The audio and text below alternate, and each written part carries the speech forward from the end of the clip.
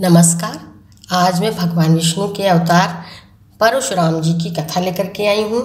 भगवान परशुराम का जन्म वैशाख मास के शुक्ल पक्ष की तृतीया यानी अक्षय तृतीया तिथि को हुआ था।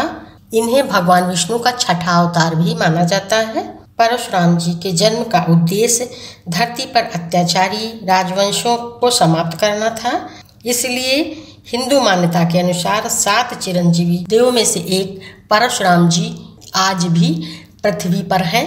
यही कारण है कि अवतार होते हुए भी उन्हें श्री रामचंद्र जी या श्री कृष्ण भगवान की तरह से पूजा नहीं जाता है।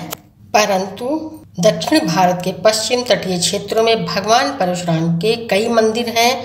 कल्कि पुराण के अनुसार अभी भगवान विष्णु के अंतिम अवतार कल्कि का होना शेष है, जिनके युद्ध कला के गुरु होंगे भगवान परशुराम।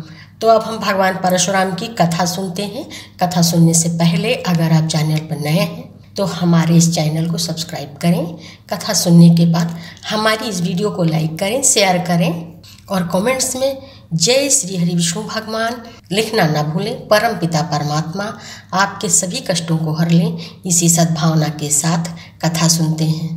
परशुराम त्रेता युग यानी रामायण काल में एक ब्राह्मण ऋषि के यहाँ जन्मे थे, जो भगवान विष्णु के छठे अवतार हैं। चक्र तीर्थ में किए कठिन तप से प्रसन्न हो भगवान विष्णु ने इन्हें त्रेता में रामावतार होने पर तेजोहरण के उपरांत कल्पांत पर्यंत तप इशारत भूलोक पर रहने का वर दिया था।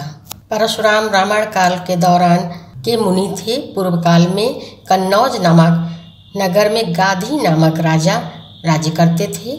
उनकी सत्यवती नाम की एक अत्यंत रूपवती कन्या थी। राजा गाधी ने सत्यवती का विवाह भृगुनंदन ऋषि के साथ कर दिया। सत्यवती के विवाह के पश्चात वहां भृगु जी ने आकर अपने पुत्र वधू को आशीर्वाद दिया और उससे वर मांगने के लिए कहा।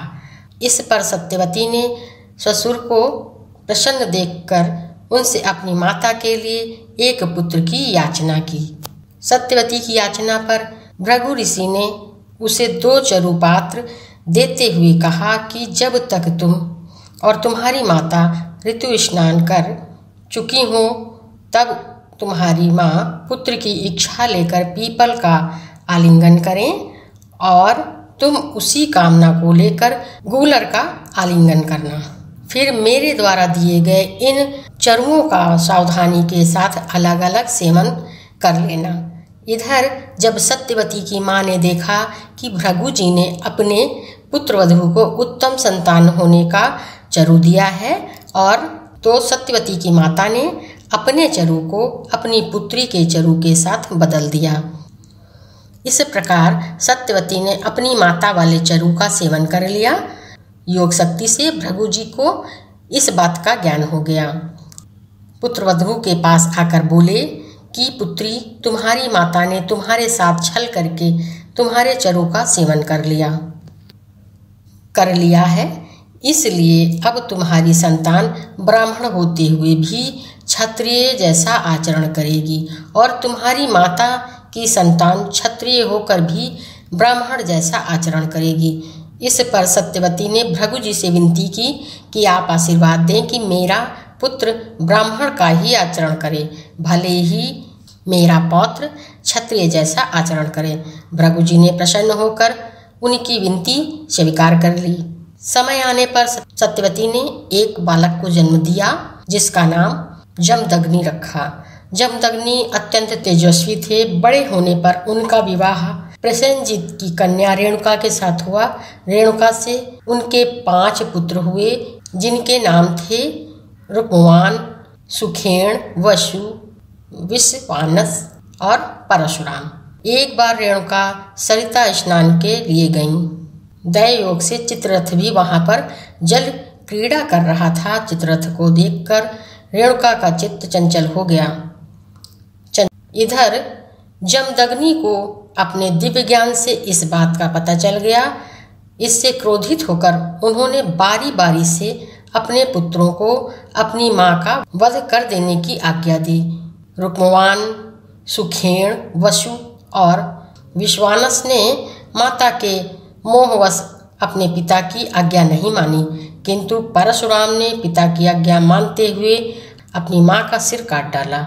अपनी आज्ञा की अवहेलना से क्रोधित होकर जमदग्नि ने अपने चारों पुत्रों को जड़ हो जाने का श्राप दे दिया और परशुराम से प्रसन्न होकर वर मांगने के लिए कहा। इस पर परशुराम बोले कि हे पिताजी, मेरी माता जीवित हो जाएं और उन्हें अपने मरने की घटना का स्मरण भी ना रहे। परशुराम जी ने यह वर भी मांगा कि मेरे अन्य चारों भाई भी पुनः जीवित हो जाएं और मैं युद्ध में किसी से परास्त ना हो तथा दीर्घजीवी रहूं। जमदग्नि जी ने परशुराम को उनके मांगे हुए वर दिए। इस घटना के कुछ काल पश्चात एक दिन जमदग्नि ऋषि के आश्रम में कार्तवीर्य अर्जुन आए। जमदग्नि मुनि ने कार्तवीर्य अर्जुन का बहुत आदर और सत्कार किया। कामधेनु गौ की विशेषताएं देखकर कार्तवीर्य अर्जुन ने जमदग्नि ऋषि से कामधेनु गौ को मांगने की इच्छा जताई। कामधेनु गाय को मांगने की इच्छा जताई, किंतु जमदग्नि ऋषि ने उन्हें कामधेनु देना स्वीकार नहीं किया। इस पर कार्तवीर्य अर्जुन ने क्रोध में आकर जमदग्नि ऋषि का वध कर दिया और कामधेनु को अपने साथ ले जाने लगा, किंतु कामधेनु गौ तत्काल कार्तवीर्य अर्जुन के हाथ से छूट कर स्वर्ग चली गईं और कार्तवीर्य अर्जुन को बिना कामधेनु गाय के वापस लौटना पड़ा। इस घटना के समय वहां पर परशुराम जी उपस्थित नहीं थे। जब परशुराम जी वहां आए तो उनकी माता छाती पीट पीट कर विलाप कर रही थीं। अपने पिता के आश्रम की दुर्दशा देखकर और अपनी माता के दुख भरे विलाप को सुनकर परशुराम जी ने इस पृथ्वी पर से क्षत्रियों के संहार करने की शपथ ले ली। पिता का अंतिम संस्कार करने के पश्चात परशुराम ने कार्तवीर्य अर्जुन से युद्ध करके उसका वध कर दिया। इसके बाद उन्होंने इस पृथ्वी को 21 बार क्षत्रियों से रहित कर दिया और उनके रक्त से समंत पंचक क्षेत्र में 5 सरोवर भर दिए।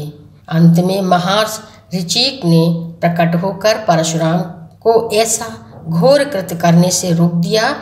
तब परशुराम ब्राह्मणों को सारी पृथ्वी का दान करके महेंद्र पर्वत पर तप करने हेतु चले गए। यह थी कथा। बोलो परशुराम जी की जय, बोलो विष्णु भगवान की जय। और जाते जाते चैनल को सब्सक्राइब कर दें, वीडियो को लाइक कर दें, कमेंट्स करें और एक बार प्रेम से बोलें जय श्री कृष्णा, राधे राधे।